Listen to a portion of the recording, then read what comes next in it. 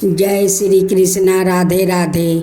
भक्तजनों, आज आप सभी श्रवण करेंगे बृहस्पति भगवान की व्रत कथा। बृहस्पति भगवान बहुत दयालु है। वो एक एक रूप धारण किया और अपना भक्तों को संकट से उबार किया है।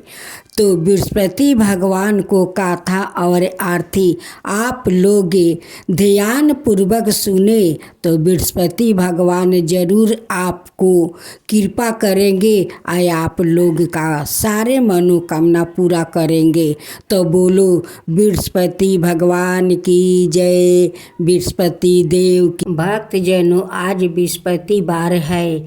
आप बृहस्पति भगवान की आज आप लोग कथा सुने। बृहस्पति वार का जो लोग बृहस्पति देव के श्रद्धा भक्ति से कथा सुनते हैं उस पर बृहस्पति देव प्रसन्न हो जाते हैं। बृहस्पति देव की जय हो, बृहस्पति देव की जय हो। प्राचीन समय की बात है।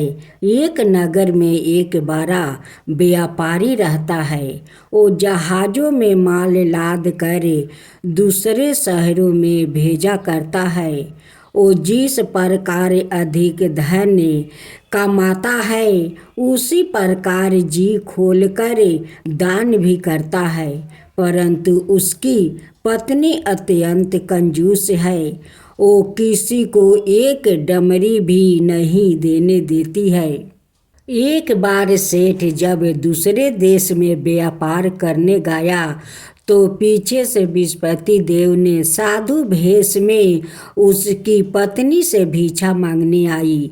व्यापारी की पत्नी बृहस्पति देव से बोली, हे साधु महाराज, मैं इस दान और पुण्य से तंग आ गई हूँ। आप कोई उपाय बताइए जिससे मेरा सारा धन नष्ट हो जाए और मैं आराम से रह सकूँ। मैं यह धन लुटाता हुआ नहीं देख सकती। बृहस्पति देव ने कहा, हे देवी, तुम बड़ी विचित्र हो। संतान और धन से कोई दुखी होता है। अगर अधिक धन है तो इसे शुभ कामों में लगाया करो। कुंवारी कन्याओं का विवाह करवाओ, विद्यालय और बाग बगीचा का निर्माण करवाओ। ऐसे पुण्य कार्य करने से तुम्हारा लोक परलोक सार्थक हो सकता है। परंतु साधु की इन बातों से व्यापारी की पत्नी को खुशी नहीं हुई।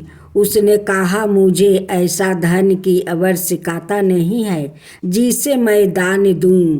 तब बृहस्पति देव बोले, यदि तुम्हारी ऐसी इच्छा है तो तुम एक उपाय करना। 7 बृहस्पतिवार घर को गोबर से लिपना, अपने केश को पीली मिट्टी से धोना, केशों को धोते समय स्नान करना, व्यापारी से हजामत बनाने को कहना, भोजन में मांस मदिरा खाना, कपड़े अपने घर धोना। ऐसे करने से तुम्हारा सारा धन नष्ट हो जाएगा। इतना कहकर बृहस्पति देव अंतर्ध्यान हो गए। व्यापारी की पत्नी ने बृहस्पति देव के कहे अनुसार 7 बृहस्पतिवार वैसे ही करने का निश्चय किया। केवल 3 बृहस्पतिवार बीते थे कि उसी समस्त धन संपत्ति नष्ट हो गई और वो परलोक सिधार गई। जब व्यापारी वापस आया तो उसने देखा कि उसका सब कुछ नष्ट हो चुका है। उस व्यापारी ने अपनी पुत्री को संताना दी और दूसरे नगर में जाकर बस गया। वहाँ वो जंगल से लकड़ी काट कर लाता और शहर में बेचता। इस तरह वो अपना जीवन बिताने लगे। एक दिन उसकी पुत्री ने दही खाने की इच्छा प्रकट की, लेकिन व्यापारी के पास दही खरीदने के पैसा नहीं थे। वो अपनी पुत्री को आश्वासन देकर जंगल में लकड़ी काटने चला गया। वहाँ एक वृक्ष के नीचे बैठे अपनी पूर्व दशा पर विचार कर रोने लगा। उस समय बृहस्पति वार था। तभी वहाँ बृहस्पति देव साधु के रूप में सेठ के पास आए और बोले, हे मनुष्य, तू इस जंगल में किस चिंता में बैठा है? तब व्यापारी बोला, हे महाराज, आप सब कुछ जानते हैं। इतना कहकर व्यापारी अपनी कहानी सुनाकर रो पड़ा। बृहस्पति देव बोले, देखो बेटा, तुम्हारी पत्नी ने बृहस्पति देव का अपमान किया है, इसी कारण तुम्हारा यह हाल हुआ है। लेकिन अब तुम किसी प्रकार की चिंता मत करो। तुम गुरुवार के दिन बृहस्पति देव का पाठ करो। 2 पैसे के चने और गुड़ को लेकर जल के लोटे में शक्कर डालकर वो अमृत और प्रसाद अपने परिवार के सदस्यों और कथा सुनने वालों में बांट दो। सवाए भी प्रसाद और चरण मृत लो, भगवान तुम्हारा अवश्य कल्याण करेंगे। साधु की बात सुनकर व्यापारी बोला, महाराज, मुझे तो इतना भी नहीं बचता है कि मैं अपनी पुत्री को दही लाकर दे सकूं। इस पर साधु जी बोले, तुम लकड़ियाँ शहर में बेचने जाना। तुम्हें लकड़ियों के दाम पहले से चौगुने मिलेंगे, जिससे तुम्हारे सारे कार्य सिद्ध हो जाएगा। उसने लकड़ियाँ काटी और शहर में बेचने के लिए चल पड़ा। उसकी लकड़ियाँ अच्छे दाम में बिक गई, जिसे उसने अपनी पुत्री के लिए दही लिया और गुरुवार की कथा हेतु चना गुड़ लेकर कथा की और प्रसाद बांट कर सवाए भी खाया। उसी दिन से उसकी सभी कठिनाइयाँ दूर होने लगी। परंतु अगले बृहस्पतिवार को वो कथा करना भूल गया। अगले दिन वहाँ के राजा ने एक बड़े यज्ञ का आयोजन कर पूरे नगर के लोगों के लिए भोजन का आयोजन किया है। राजा की आज्ञा अनुसार पूरा नगर राजा के महल में भोजन करने गया, लेकिन व्यापारी वो उसकी पुत्री तनिक विलंब से पहुँचे। अंत उन्हों दोनों को राजा ने महल में ले जाकर भोजन करवाया। जब वो दोनों लौट कर आए, तभी रानी ने देखा कि उसकी खूंटी पर टंगा हार गायब है। रानी को व्यापारी और उसकी पुत्री पर संदेह हुआ कि उसका हार उन दोनों ने ही चुराया है। राजा की आज्ञा से उन दोनों को कारावास की कोठरी में कैद कर दिया गया। कैद में पड़कर दोनों अत्यंत दुखी हुए। वहाँ उन्होंने बृहस्पति देवता का स्मरण किया। बृहस्पति देव ने प्रकट होकर व्यापारी को उसकी भूल का अभ्यास करवाया और उन्हें सलाह दी कि गुरुवार के दिन कैद खाने के दरवाजे पर तुम्हें 2 पैसा मिलेंगे। उनसे तुम चने और मुनका मंगवाकर विधि पूर्वक बृहस्पति देवता का पूजन करना। तुम्हारे सब दुख दूर हो जाएंगे। बृहस्पतिवार को कैद खाने के दरवाजे पर उन्हें 2 पैसे मिले। बाहर सड़क पर एक स्त्री जा रही थी। व्यापारी ने उसे बुलाकर गुड़ और चने लाने को कहा। इस पर वो स्त्री बोली, मैं अपनी बहू के लिए गहने लेने जा रही हूँ, मेरे पास समय नहीं है। इतना कहकर वो चली गई। थोड़ी देर बाद वहाँ से एक और स्त्री निकली। व्यापारी ने उसे बुलाकर कहा कि हे बहन, मुझे बृहस्पतिवार की कथा करानी है, तुम मुझे 2 पैसे का गुड़ चाना ला दो। बृहस्पति देव का नाम सुनकर वो स्त्री बोली, भाई मैं तुम्हें अभी गुड़ चाना लाकर देती हूँ। मेरा एकलौता पुत्र मर गया है। मैं उनके लिए कफन लेने जा रही थी, लेकिन मैं पहले तुम्हारा काम करूँगी, उसके बाद अपने पुत्र के लिए कफन लाऊंगी। वो स्त्री बाजार से व्यापारी के लिए गुड़ चाना ले आई और सवाए भी बृहस्पति देव की कथा सुनी। कथा के समाप्त होने पर वो स्त्री कफन लेकर अपने घर गई। घर पर लोग उसके पुत्र की लाश को राम नाम सत्य है कहते हुए शमशान ले जाने की तैयारी कर रहे थे। स्त्री बोली, मुझे अपने बेटे का मुख देख लेने दो। अपने पुत्र का मुख देख कर उस स्त्री ने उसके मुंह में प्रसाद और चरणामृत डाल दिया।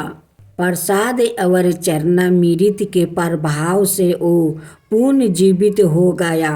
पहली स्त्री जिसने बृहस्पति देव का निरादर किया था, वो जब अपने पुत्र के विवाह हेतु पुत्र वधू के लिए गहने लेकर लौटी और जैसे ही उसका पुत्र घोड़ी पर बैठकर निकला, वैसे ही घोड़ी ने ऐसी उछाल मारी कि वो घोड़ी से गिरकर मर गया। यह देख स्त्री रो रो कर बृहस्पति देव से क्षमा याचना करने लगी। उस स्त्री की मिनती से बृहस्पति देव साधु भेष में वहाँ पहुंचकर कहने लगे, देवी तुम्हें अधिक विलाप करने की आवश्यकता नहीं है। यह बृहस्पति देव का अनादर करने का कारण हुआ है। तुम वापस जाकर मेरे भक्त से क्षमा मांगकर कथा सुनो, तब ही तुम्हारी मनोकामना पूरी होगी। जेल में जाकर उस स्त्री ने व्यापारी से माफ़ी मांगी और कथा सुनी। कथा के उपरांत वो प्रसाद और चरणामृत लेकर अपने घर वापस गई। घर आकर उसने चरणामृत अपने मृत्यु पुत्र के मुख में डाली। चरणामृत के प्रभाव से उसका पुत्र भी जीवित हो उठा। उसी रात बृहस्पति देव राजा के सपने में आया और बोले, हे राजन, तुम जिस व्यापारी और उसके पुत्री को जेल में कैद कर रखा है वो बिल्कुल निर्दोष है। तुम्हारी रानी का हार वही खूंटी पर टांगा है। दिन निकला तो राजा रानी ने हार खूंटी पर लटका हुआ देख कर राजा ने उस व्यापारी और उसकी पुत्री को रिहा कर दिया और उन्हें आधे राज्य देकर उसकी पुत्री का विवाह ऊंचे कुल में करवाकर दहेज में हीरे जवाहरात दिया। ओम जय बृहस्पति देवा, जय बृहस्पति देवा, छिन छिन भोग लगाऊं केदली फल मेवा।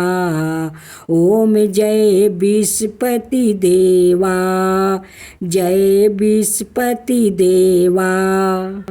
तुम पुराण परिमत माँ तुम अंतर्यामी, जगत पिता जगदीश्वर तुम ही सबके स्वामी। ओम जय बृहस्पति देवा, जय बृहस्पति देवा। चरणामृत निज निर्मल सबके पातक हरता, सकल मनोरथ दायक कृपा करो भक्तो। ओम जय बृहस्पति देवा, जय बृहस्पति देवा। तन मन धन अर्पण कर जो जन शरण पारे, प्रभु प्रकट तब हो करे, आकर दुआरे खरे। ओम जय विस्पति देवा, जय विस्पति देवा। दीन दयाल दया निधि, भक्तन हितकारी। पापी दोष सब हरता, भाव बंधन हारी। ओम जय विस्पति देवा, जय विस्पति देवा। सकल मनोरथ दायक, सब संशय हरो। विषय विकार मिटाओ, संतन सुखकारी। ओम जय विस्पति देवा, जय विस्पति देवा। जो कोई आरती तेरी प्रेम सहित गावे, जेठाय नंदय नंदन कर सो निश्चय पावे। ओम जय विस्पति देवा, जय विस्पति देवा। सब मिलकर बोलो विस्पति भगवान की जय, विस्पति देव की जय।